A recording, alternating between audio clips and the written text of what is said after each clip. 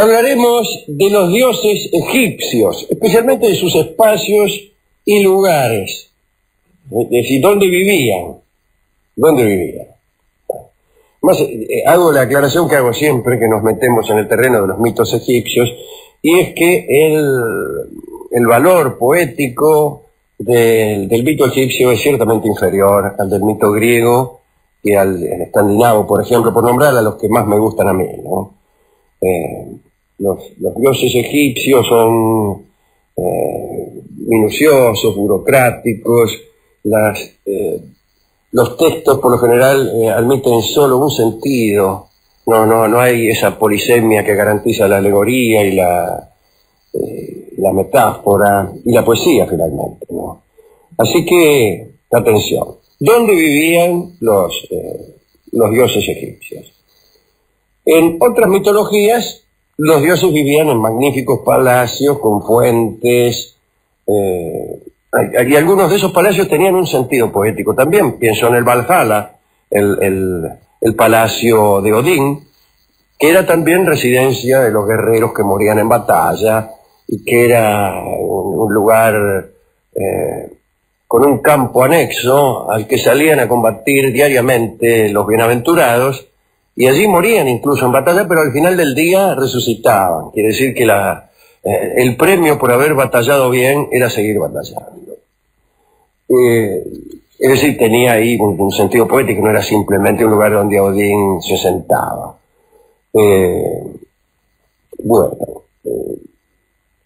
Pero en general, en cualquier religión, los dioses ciertamente viven bien. Imagínense, no le van a dar un dios un departamento de 2 ambientes en el 11. Pero entre los egipcios no hay descripciones de dónde vivían los dioses. El cielo parece la residencia natural de las divinidades astrales, y hay una cierta sensación de que las decisiones de los dioses bajaban del cielo a la tierra y allí se propagaban a través de la palabra y la escritura. Pero si bien los dioses estaban en el cielo, debían, por ejemplo, alimentarse en la tierra, de modo que bajaban cada día y se movían en los espacios terrestres. El espacio celeste era más tranquilo, pero el espacio de la tierra era imprescindible para el sustento.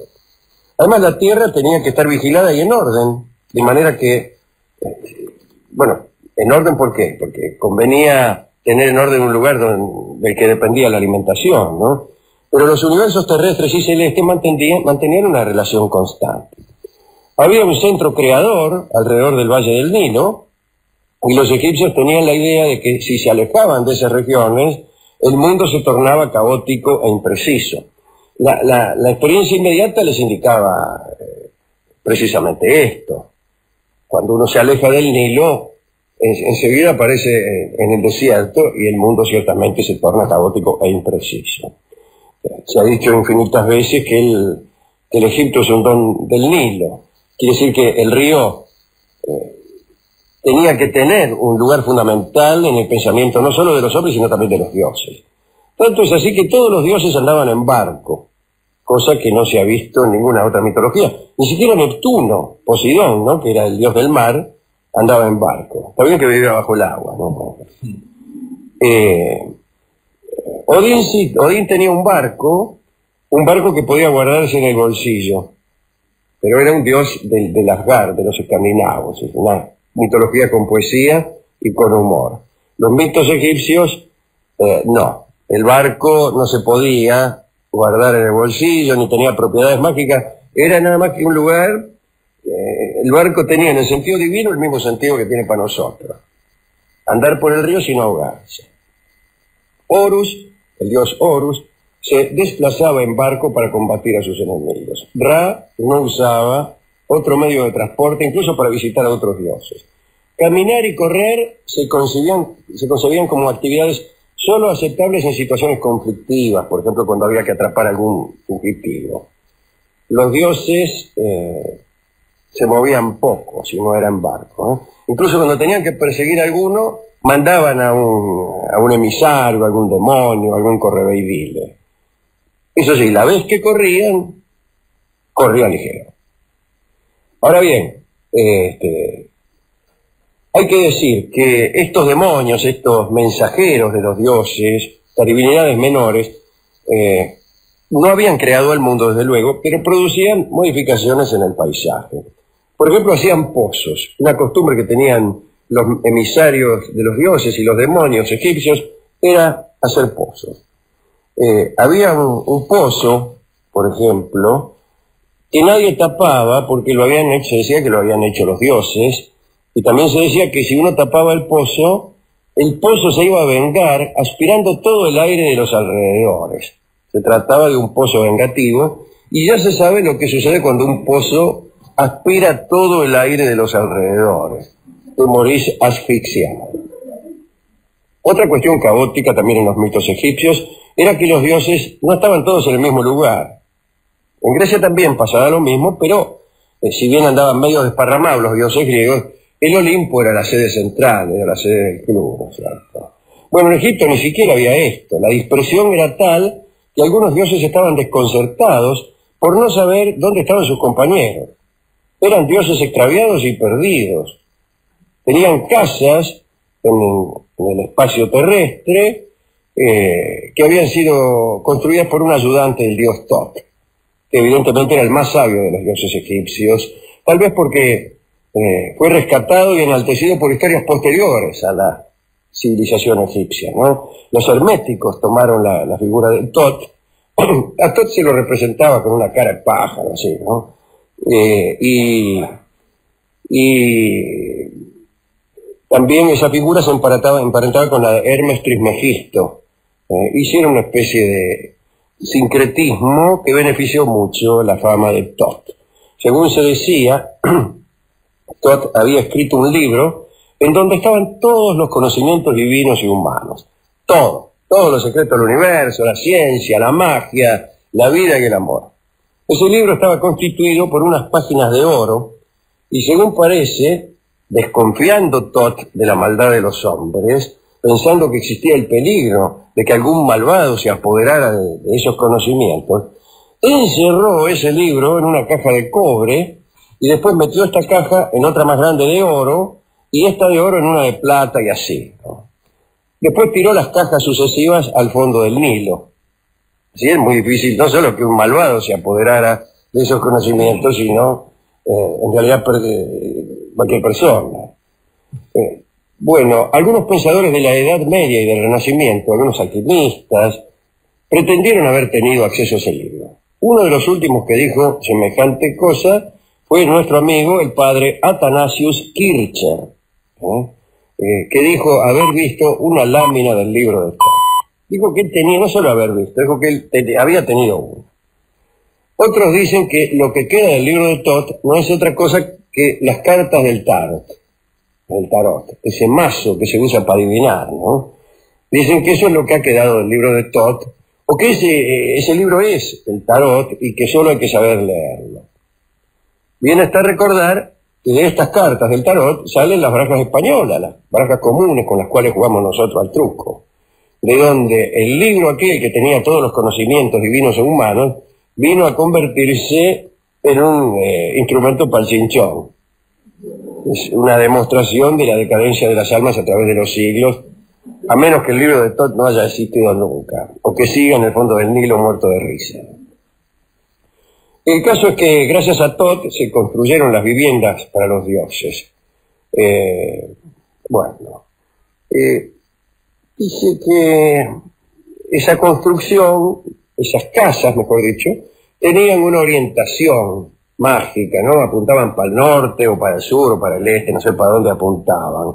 Yo pienso que dioses más poderosos hubieran, en vez de modificar la orientación de su casa, hubieran optado por modificar las estrellas. En vez de orientar mi casa para que mire al norte, oriento al norte para que mire a mi casa. Le digo, si uno fuera tan poderoso. Otro asunto. Los dioses y los hombres en los mitos egipcios no se mezclaban con facilidad, excepto cuando los dioses necesitaban esconderse buscando el anonimato. Parece que los dioses, cuando querían ocultarse, vaya a saber por qué, imagínense que un dios que necesita ocultarse no es demasiado poderoso, ¿no? Bueno, pero los dioses se ocultaban entre los hombres haciéndose los giles. Otra característica interesante es la del más allá.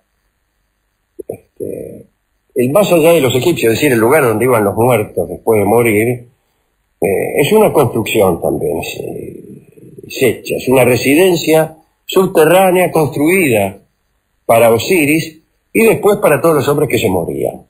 Según algunas tradiciones, el demiurgo solar había creado el más allá para el reposo nocturno, en realidad.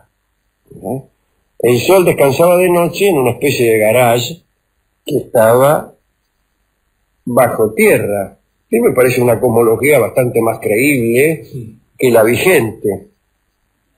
Yo, si no hubiera leído ningún libro, pensaría exactamente eso, que bueno, al ocultarse tras el horizonte, el sol se guarda en un pequeño no sé, galpón y pasa por abajo de la tierra, como es lógico suponer, ya que después del otro día aparece por el otro lado. Hay como un túnel y aparece después del otro lado, desaparece. Eso es lo que nos dice nuestra experiencia de cada día. Bueno, si uno aumenta esa experiencia, a lo mejor ya cambia de opinión, pero lo primero que uno piensa es eso. Después, claro, uno lee libros, aparece Carl Sagan, todos esos tipos, ya no, mire, la Tierra gira alrededor, mire, yo nunca lo hubiera pensado. Se complica más. Claro, se complica más, pero yo nunca lo hubiera pensado. No. A mí, si no me hacen pensar en el asunto, yo digo, que el sol se oculta por allá y sale por acá y le pasa por abajo. Claro. ¿Por dónde va a pasar? Sí, por arriba no. ¿Por dónde va a pasar? Por abajo. Por abajo. Ahora, bueno, después dice, la Tierra gira alrededor del sol. Bueno, mucho más difícil de creer. Fíjate si pasa por abajo. Bueno, el caso es que esta residencia subterránea, o este túnel, este pasadizo, este estacionamiento que utilizaba el sol en la noche, después fue remodelado y utilizado para residencia de los muertos todos, ¿no? Y con las ampliaciones fue resultando en un verdadero imperio subterráneo. Cuando pasaba el sol por abajo, bueno, entonces era de día para los muertos, mientras era de noche para nosotros, los que estamos aquí, los que queremos estar. Bueno, ahora, imagínense, los que vivían en el subterráneo no soportaban demasiado luz solar. Entonces parece que el sol aflojaba un poco sus luces, pero no es lo mismo el sol en el medio del cielo que en un garage.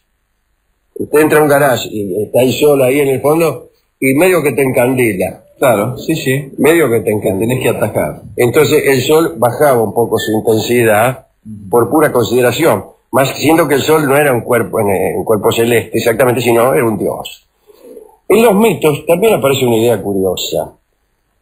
Desde el espacio terrestre, si pegás la oreja a la Tierra, podés oír unas llamadas, unos golpes que provienen ¿de dónde? Bueno, del mundo de los muertos, del mundo subterráneo que acabamos de describir con tanta precisión. No sé de qué se sorprenda. Pero igualmente el vínculo entre ambos mundos era muy débil, Había algunos días, sin embargo, en que los muertos podían pasearse por la Tierra. Esta es una idea que después aparece con mucha más fuerza en otras mitografías. Pero el día en que los muertos andaban por la Tierra no convenía cruzarse con ellos. Hay que decir también que nunca, en ninguna colección de mitos, fue muy conveniente tomar contacto con los muertos. Las salidas de los muertos al espacio terrestre, desde luego, estaban sometidas a un control. Imagínese, Calderón. Usted no se puede dejar que los muertos salgan así como así, con todos los inconvenientes que esto presupone, particularmente con quienes han venido a sucederle al muerto. Claro, claro. Usted le heredó la casa a un muerto, el muerto sale y viene y se le mete con el pretexto de que ella es su casa. ¿Cómo es su casa? Y dice, yo heredé, bueno, qué sé yo, pero este es el día que puedo pasear, una cosa jurídica terrible, ¿no? Si los muertos no andan entre los vivos, es más que nada para no complicar a los abogados. Efectivamente. Las sucesiones. Bueno, quiero decir entonces que estaban sometidas a control. Los muertos debían llevar una autorización de Anubis, aquel dios con cabeza de chacal, ¿no?, que parece un perro. Este salvoconducto era redactado por el propio Tot, que ya hemos mencionado. Esto revela la esencia escribanil y leguleya de las mitologías egipcias. ¿A quién se le ocurre que un muerto tenga que llevar un certificado de buena conducta, un papel sellado de la comisaría, para andar en el mundo de los vivos? Encima de lo que le pasó. Claro. El mundo de los vivos disponía de medios muy escasos e imperfectos para comunicarse con el de los muertos, tal como sucede hoy, ¿no? Había algunos mensajeros de los dioses entonces, que venían del mundo de los muertos hasta el cielo y pasaban desde luego por el mundo de los vivos. Es decir, que en caso de urgencia los dioses se veían en gravísimos problemas para establecer comunicación. No era buena la comunicación. Alguien cuenta que Horus podía hablar con su padre porque en Busiris, en la ciudad de Busiris, existía un pasaje al más allá, un agujero, ¿no?, que permitía que las palabras del que se acercaba a esa abertura fueran escuchadas con perfecta claridad por los de abajo. Sin embargo, a veces el agujero estaba cerrado, discúlpeme que se lo diga en nuestro término. ¿Quién cerraba el agujero? No lo sé. Sabemos que los dioses tropezaban con una burocracia e incluso con una corruptela. Así que no sabemos quién cerraba el agujero, si eran personas corruptas que después cobraban algo por abrírtelo, o no lo sé. Bueno, así que los mensajeros andaban recorriendo mundos y mundos para llevar mensajes entre los dioses, y por ahí les cerraban el agujero y ni siquiera sabíamos quién lo cerraba. Este es un mundo desordenado, señores dioses egipcios. Un último detalle. Para que un mensajero pudiera llegar al dios de los muertos, era necesario que sufriera una metamorfosis.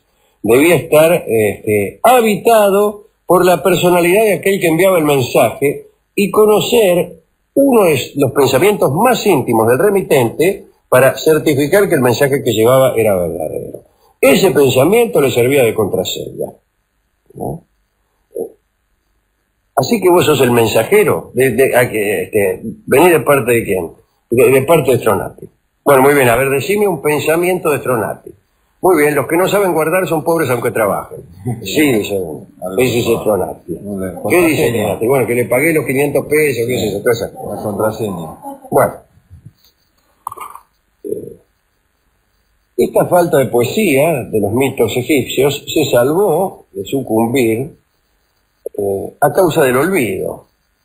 Como se olvidaron algunas cosas, sucedió lo que dice Virgilio Expósito, ¿no?, que es mejor el verso aquel que no podemos recordar. Y cuando Herodoto de Halicarnaso viajó a Egipto ya con la civilización destruida, le contaron algunas de estas cosas que a él le parecieron misteriosas, y le parecieron misteriosas solo porque ahí ya no las sabían por completo. Él mismo no las aprendió por completo. Y los griegos, a los cuales él les contó estas historias, no las aprendieron y tenían entonces ese misterio de lo no sabido del todo. Y hubo siempre en la civilización griega y posteriormente entre los romanos la idea de que los egipcios sabían mucho, aunque era imposible saber qué era lo que sabían, pero de todos modos algo sabían. Calcule usted que cuando César procedió a la reforma del calendario, que es prácticamente el calendario que estamos usando nosotros, sacando esa breve modificación que hizo después el Papa Gregorio, ¿no? Bueno, César se nutrió de la sabiduría de los egipcios, que sí sabían de calendarios, de inundaciones, de constelaciones astronómicas, pero sus mitos, en cambio, eran demasiado banales, demasiado pedestres. ¿Acaso lo que siempre admiramos, esa idea de la supervivencia del alma que tenían los egipcios, es una idea que tal vez ni siquiera se dice como yo lo acabo de decir, y tal vez es mucho más pedestre que esto? Calcúlese que pensaban que la vida después de la muerte, por decirlo con una terminología actual, requería, por ejemplo, conservar los cuerpos. Y ese es el sentido de la momia. La momia es eso, el deseo de conservar un cuerpo para perdurar. Ahora bien, si la idea de perdurabilidad era física, la de una momia que estaba sujeta a la acción del tiempo y de los ladrones de tumba, por ejemplo, o de las impericias de los empleados que hubiesen hecho la momificación, etcétera, bueno, esa idea de mortalidad es muy pequeña y de vuelo muy corto. La eternidad no es la momia. Imagínense que uno está en pleno paraíso ahí, escabeando, qué sé yo, y viene un tipo y le dice: mala noticia, flaco, se afanaron tu momia. Vinieron unos chorros, se afanaron la momia, así que se acabó tu inmortalidad. Sonaste. De modo tal que aquella idea tenía poco vuelo. Y si pensamos todo ese sistema burocrático que los dioses establecían para dejarte pasar en aquel mundo, en el más allá, un más allá que no era muy apetecible que digamos, entonces creo que las vinculaciones con las grandes religiones que prometían una recompensa para el piadoso es bastante fantasmal, ¿no? Digo esto para justificar que hoy hemos resuelto no hablar de los mitos egipcios, ¿eh? Pero como ya ha pasado el término que teníamos destinado para una charla con otros mitos más prometedores, no tenemos más remedio que ilustrar todo esto que hemos dicho, que no era sino la explicación de por qué no íbamos a hablar de los mitos egipcios. Así que dediquemos al dios más simpático, a Tot, este amigo que inventó las barajas, a Osiris, pobrecito. ¿Sabe el mito de Osiris? ¿No? A Osiris lo cortaron en pedazos. Mejor dicho, Isis, que era su mujer, además de su hermana. No su hermana, de Calderaro, sino me miró así, yo pensé. Sí, la hermana de Osiris, Isis. Bueno, la mujer anduvo todo el tiempo buscando los pedazos de su esposo para juntarlo de nuevo. Para algo era una diosa. Tenía el poder de agarrar los pedazos del marido y armarlo otra vez. Y le faltó un pedazo. Y tuvo que buscarlo muchísimo. Ella dijo, si hubiera sido otro pedazo, vaya y pase, pero bueno. Entonces, también le dedicamos a Osiris, a Isis, y a los que buscan pedazos de amores perdidos o desbaratados, y que a veces suelen encontrar todos los pedazos menos uno. Y también a los que encuentran, buscando restos de un amor, encuentran restos de otro. Y vivimos buscando fragmentos de amores descuartizados. Y siempre encontramos la parte que menos nos gusta. Incluso hay gente que encuentra pedazos que no saben de qué amor vienen, ¿no? Ya no tengo esta parte. Y tiene un pedazo repetido. No, me quedo con lo que tengo. Bueno, ¿con qué podemos ilustrar esta visión desde lejos de los mitos egipcios? Pues no lo sé. Ya que hemos hablado del dios Tot y de aquel libro que estaba en el fondo del Nilo, y cómo ese libro vino a dar en el tarot, y cómo el tarot vino a convertirse en los naipes que usamos para jugar a los juegos que se dan en los boliches. Creo que no está mal escuchar el tango Monte Criollo. A falta de mejor versión, utilizaremos la que hemos hecho oportunamente con Federico Mizrahi y Dimitri, y no me acuerdo quién fue el violinista ese día, Cristín. Así que adelante, por favor, Mizrahi, Dimitri, Cristín y yo mismo. Monte Criollo.